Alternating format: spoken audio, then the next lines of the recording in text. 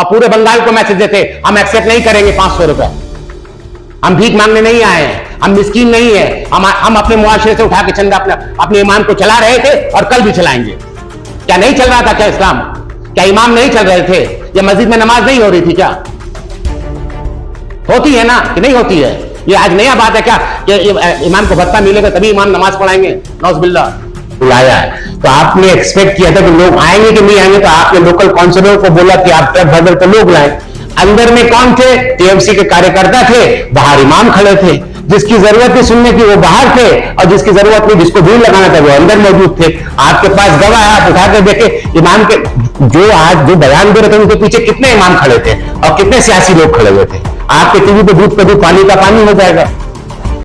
आप सबने देखा कि कल पश्चिम बंगाल के मुख्यमंत्री ममता बनर्जी ने नेताजी इंडोर स्टेडियम में इमाम और मुअज्जिन कॉन्फ्रेंस में इमामों, मुअज्जिन और पुरोहित का भत्ते में 500 रुपए की बढ़ोतरी की है। यानी कि इमाम, पुरोहित और मुअज्जिन को अब अगले महीना से उनको जो माहाना भत्ता मिलता था अब उसमें 500 रुपया का इजाफा किया है। इस ममता बनर्जी के इस ऐलान से, इस फैसले से इमामों में, मुअज्जिन में काफी नाराजगी है। उनका साफ कहना है कि उनके साथ में सरासर नाइंसाफी हुई, उनके साथ धोखा हुआ है, क्योंकि उन्हें बताया गया था कि उनके भत्ते में काफी बढ़ोतरी होगी, लेकिन उनको कल सीएम ममता बनर्जी का उन्होंने कल जो भाषण सुना, ऐलान सुना, उनसे उन्हें बहुत मायूसी हुई है। वहीं दूसरी ओर जब इसको लेकर हालात बंगाल और न्यूज़ इंडिया ने जब मौलाना शफीक कासमी जिस पर आपके कन्वीनर थे उनसे जब बात की थी तो उन्होंने कहा कि ऐसा कोई बात नहीं था, हम लोग ये सोच के बिल्कुल नहीं आए थे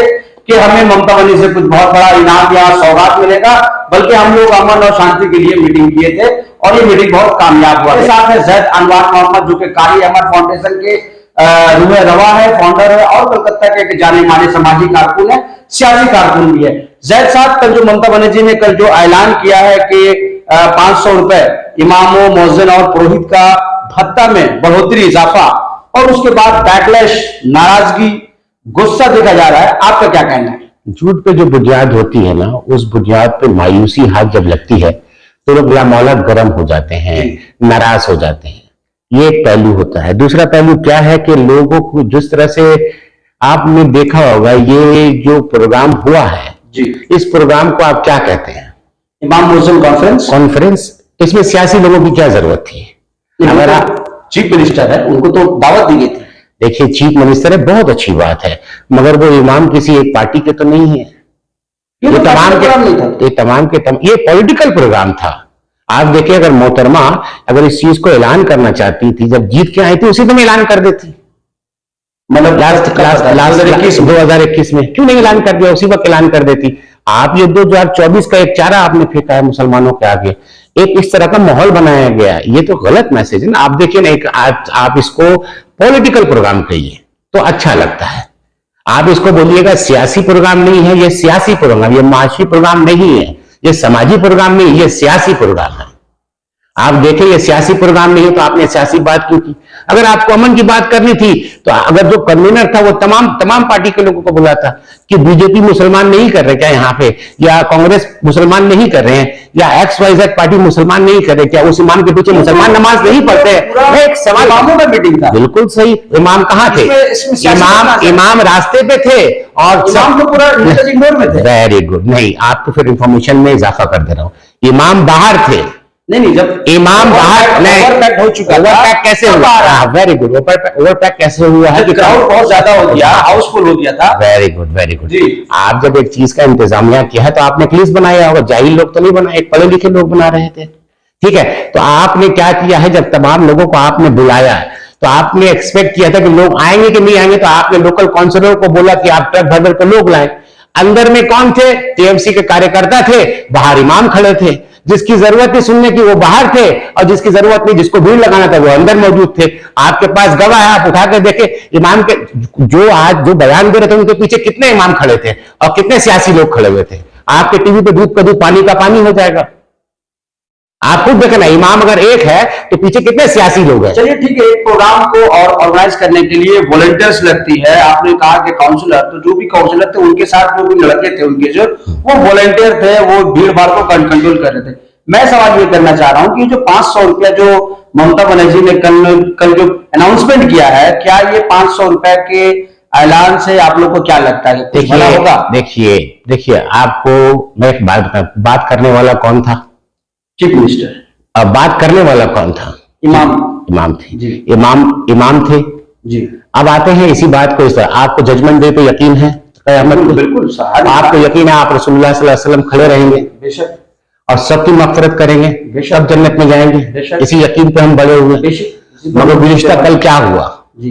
किसी ने अपना राज्यसभा कंफर्म किया, किसी ने अपना सियासी पावर कंफर्म किया, किसी ने कुछ लोग इस तरह बात को कंप्लीट करने दिए, किसी ने अपना ताकत दिखाने की कोशिश की, मगर किसी ने कौम मिल्लत के बच्चे के बारे में बात की, किसी ने यह बात की हमारे कौम के बच्चे कहां जाएंगे, बात कंप्लीट करने दीजिएगा। आप इमामों के भत्ता नहीं, इमाम के भत्ता जरूरत है। आज 1450 साल पहले हमारा इस्लाम आया था और उस दौरान से इमाम चल रहे हैं। आज 20 साल से ममता बनर्जी साहिबा नहीं चला रही है इस्लाम को, नौज़बिल्ला, या इमाम को नहीं चला रही है, नौज़बिल्ला।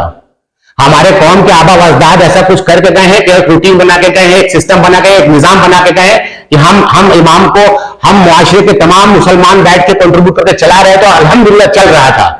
आपने सियासी फायदे के लिए 2500 का शुगर छोड़ा, शगुफा छोड़ा, आज फिर सियासी फायदे के लिए आपने 500 का शगुफा छोड़ा, और जो शगुफा छुड़वाने गया, जो अपना बख्शाने गया, वो अपने आप को बख्शा दिया, हम सबको बेच गया। आप इस तरह क्यों नहीं बात करते? आज मुसलमान के बच्चे के बारे में आपने बात की नहीं कि कितनी नौकरी दीजिएगा और कैसे बात करिएगा, मुसलमान का बच्चा किधर जाके रहेगा, कभी आपने इस पर बहस की है? आप बात करते हैं कि अल्लाह से उम्मीद रखो, नौज़बिल्लाह हम मुसलमान अल्लाह से उम्मीद रखते हैं, मगर इंसान के पास तो आप लेके गए थे। आपने कहा, आपने वहां नमाज का इंतजाम किया, आपने वजू का इंतजाम किया, क्या बदमूती हुई आपने देखा? हर मौज़िन हर इमाम गुस्सा है आज पूरे बंगाल में। आपने क्या बना दिया? खेला बना दिया इमामों को। आज इमाम खेला है। आप बताइए किसने क्या अपने आप को क्या साबित करना चाहा आपने पूरे बंगाल में? कुछ इमाम के चलते अच्छे इमाम बदनाम होते हैं, कुछ गंदे इमाम के चलते। मैं बाकायदा ये बात यहां से आपके व्यूअर को बताना चाहता हूं, कुछ अपने मुफाद के लिए क्या साबित करना चाहते हैं। आज से 10 साल कबल आप जाइए, मैं नहीं बोलूंगा फुलान कौन था, यजीद कौन था, 10 साल कबल जाइए ना, आप हिस्ट्री उठा के देखिए। एक इमाम आया था हमारे इलाके में, हमारे पूरे बंगाल में, क्या हाल हुआ उसका? उसने अपने बच्चों का फायदा देखा और कौन के कितने बच्चे नौकरी पे पाए, बताइए जरा सा, कभी इस पर तवज्जो दिया? वही हिस्ट्री। हम तारीख से क्या सीखते हैं? तारीख से हम कुछ नहीं सीखते हैं, वो तारीख फिर रिपीट हो रही है और वही हाल पे लोग चल रहे हैं। तो कल जो इमाम और मस्जिद का जो जलसा हुआ, क्या आपको क्या लगता है जिन लोगों ने ऑर्गेनाइज किया था उनके नियत में खोट थी? दूध का दूध पानी का पानी आ चुका। एक बहुत बड़े इमाम ने कहा कि मैडम ने जो बात रखा गलत रखा, क्यों नहीं उनका हिम्मत हुआ? आप स्टेज पे क्यों नहीं बोल सके? आप इतने बड़े बोले थे, आपने क्यों नहीं आधे घंटे बाद एक प्रेस कॉन्फ्रेंस किया? जब कौम मिल्लत को आप रिप्रेजेंट कर रहे हैं, आप बोलते नेक्स्ट डे हम प्रेस कॉन्फ्रेंस करेंगे प्रेस क्लब में, आप वहां से फिर प्रेस कॉन्फ्रेंस करते और पूरे बंगाल को मैसेज देते हम एक्सेप्ट नहीं करेंगे 500 रुपए, हम भीख मांगने नहीं आए हैं, हम मिस्कीन नहीं है, हम अपने मुआशरे से उठा के चंदा अपने ईमान को चला रहे थे और कल भी चलाएंगे। क्या नहीं चल रहा था क्या इस्लाम? क्या इमाम नहीं चल रहे थे? या मस्जिद में नमाज नहीं हो रही थी? क्या होती है ना कि नहीं होती है? ये आज नया बात है क्या कि इमाम को भत्ता मिलेगा तभी इमाम नमाज पढ़ाएंगे? नौज़बिल्लाह। आपने इस पहलू पे क्यों बात को रखी? अगर आपको बात करना था इल्म में बात होते, इल्म आप उस कितना अच्छा प्लेटफॉर्म आपको मिला था। आपने बुलाया ममता बनर्जी साहिबा को, आप अपोजिशन लीडर को बुलाते, आप तमाम अपोजिशन लीडर को बुला के बोलते कि हम इस बंगाल के हम नागरिक हैं, हम ये डिमांड करते हैं और मैं चाहता हूं ये बात अपोजिशन के कान भी जाए। कल अगर बिल पास हो तो अपोजिशन उसको ग्रीन सिग्नल दे कि हमको भी आरक्षण मिले, हमको भी मदरसा को आप रिकॉग्नाइज करें, आप उर्दू को सेकंड लैंग्वेज करें। बात किस पे होनी चाहिए थी? और हर इमाम खुश होकर निकलता कि उसके बच्चों को बेहतर जिंदगी मिलेगी, मदरसा से पढ़ा के निकालेंगे बच्चों को अच्छी जिंदगी मिलेगी। आपने क्या किया? 500 को शगुफा छुड़वाया और पूरा एक रैंडा बना कर रख दिया पूरे बंगाल में। आप बताइए, आज मुसलमान को आपने हकीर बना दिया कि मुसलमान केपेबल नहीं अपने ईमान को संभालने के लिए। वो तो पहले से ही चल रहा था। क्या चल रहा था? इमामों को जो महीना है वो तो मस्जिद कमेटी और मुसलमानों को देते ही है। कब से? तो बोर्ड के through finally you come back to the वक्फ बोर्ड। जी, तो वक्फ बोर्ड के थ्रू मिल रहा था, तो अब वक्फ बोर्ड के थ्रू मिला, तो उसमें आपको 500 का इजाफा क्यों करने की जरूरत थी? मैं सिंपल सा लॉजिक बता रहा हूं। चीफ मिनिस्टर ने ऐलान किया, वाह, चीफ very मिनिस्टर को लगा शायद इसमें और इजाफा की जरूरत है। तो कल का कॉन्फ्रेंस जो था वो सिर्फ इमाम के फायदे के लिए था। इमाम मौजिन था, टॉपिक तो वही था, इमाम मौजिन का टॉपिक था, बिल्कुल सही है। तो इमाम मौजिन को अगर ममता बनर्जी साहिबा 500 दे रही हैं, मिसाल दे रहे बात का, क्या 500 में उनका घर चल जाएगा? सिंपल से एक सवाल है। तो बिल्कुल नहीं। अच्छा, 500 इजाफा करने से क्या उनके अखराजात हो सकते हैं? आज बेसिक सैलरी क्या है बंगाल का? कभी उस पर तवज्जो दिया आपने? और जितनी तेजी से इन्फ्लेशन हो रहा है, एक्सपेंसेस बढ़ रही है, महंगाई हो रही है, उससे क्या ये मैच करता है? तो आपको क्या लगता है कितना होना चाहिए था? मैं देखिए, मैं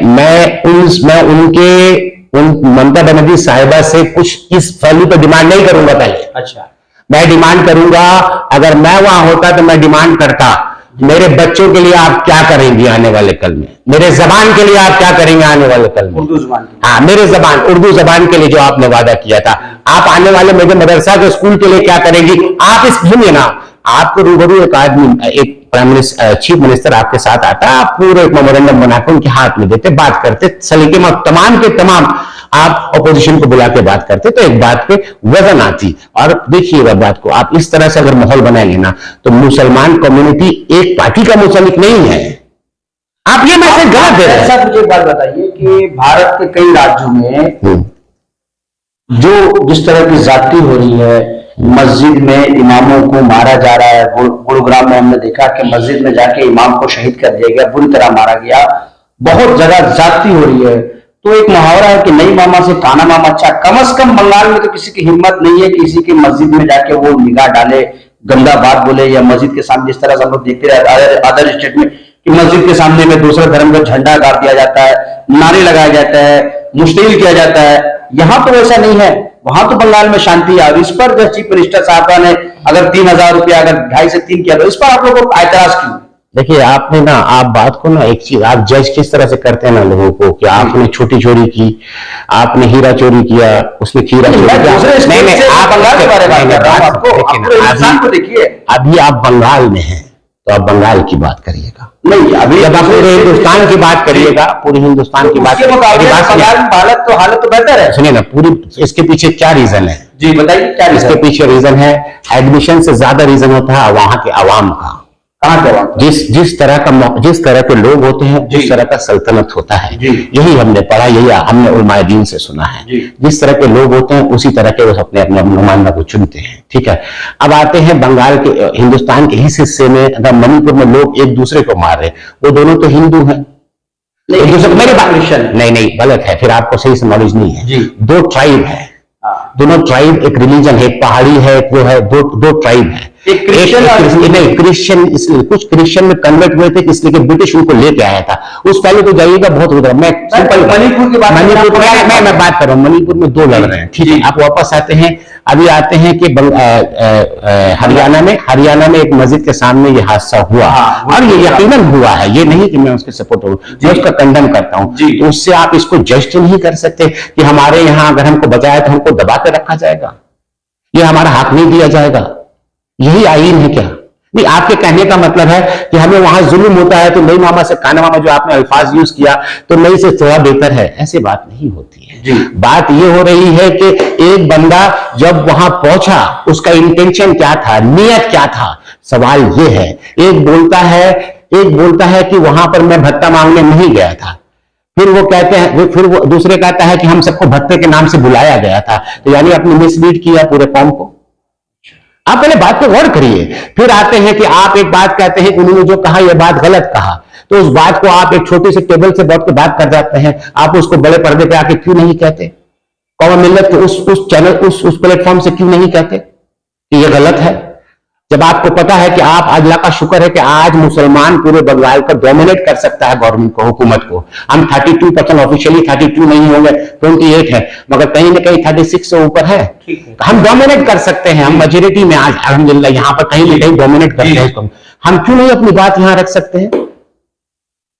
आप बताएं। तो नाज़रीन, आपने देखा जैद अनवार मोहम्मद, जो कि कलकत्ता के जाने माने सोशल वर्कर है, सोशल एक्टिविस्ट है, कारी अहमद फाउंडेशन के नाम से एक अदारा चलाते हैं जिसके तहत वो काफी सोशल कामों को अंजाम देते हैं। उनका कहना है कि साफ तौर पर ये जो पूरा जो प्रोग्राम किया गया था, जो इमाम मोहसिन कॉन्फ्रेंस के मकसद कुछ और थे, सबको अपनी कहीं ना कहीं सियासी दुकान को चमकाना था, किसी को अपने सियासी असर और रसूख का इस्तेमाल करना था, लेकिन इसका जो नतीजा जो निकलना चाहिए था, एक फ्रूटफुल रिजल्ट, वो बिल्कुल नहीं हुआ।